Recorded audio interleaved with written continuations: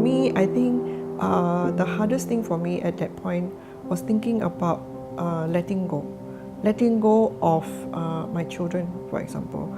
I'm just like struggling. I said, God, I'm ready, but reluctant to let go, because I just feel like now they are becoming adults. My older child is married recently, and I'm just looking forward to being grandma, having little children around the house, being there to help. And then my younger one is going to graduate, and I'm just thinking like, I want to be there for her.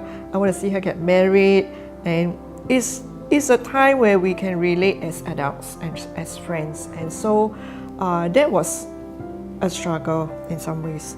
And then I think of Tommy, and I think it would be hard for him. I think he's my biggest worry when I think about not being here. Like you say, for the one going, it's an adventure, But for the ones left behind, it's a different story. And it was very difficult for me. It was very difficult for me, and I questioned God. I was angry with God, and what we do with our lives matters. And I started to recall what He has done in our lives together as a family, as parents, and how He had proven Himself to be faithful and real in so many ways. And on those little situations, I began to let go a bit more and accept the situation, knowing that there's really nothing I can do except to carry on. The other struggle I had was my ministry, the work that God called me to do. Because it was entering the 10th year, and I, in a sense, when God called me to do the work, it was like starting from scratch. And so to think about retirement is also painful, but it's a reminder that these are not mine. It belongs to God, and so He has the ownership. I have the stewardship.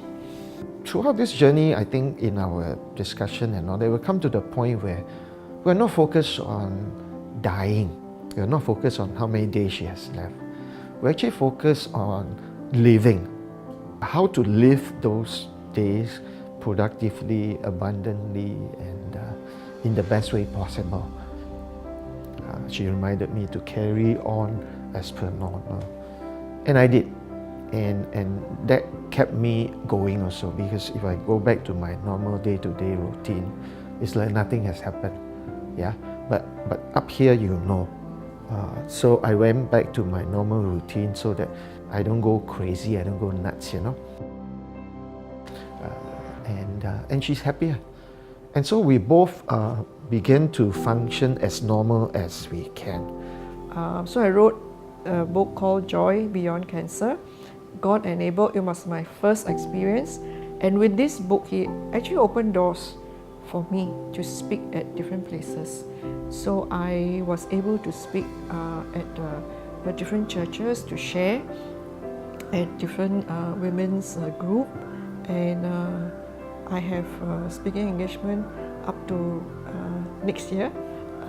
And that keeps me thinking about the next session that I'm going to be talking about, and working through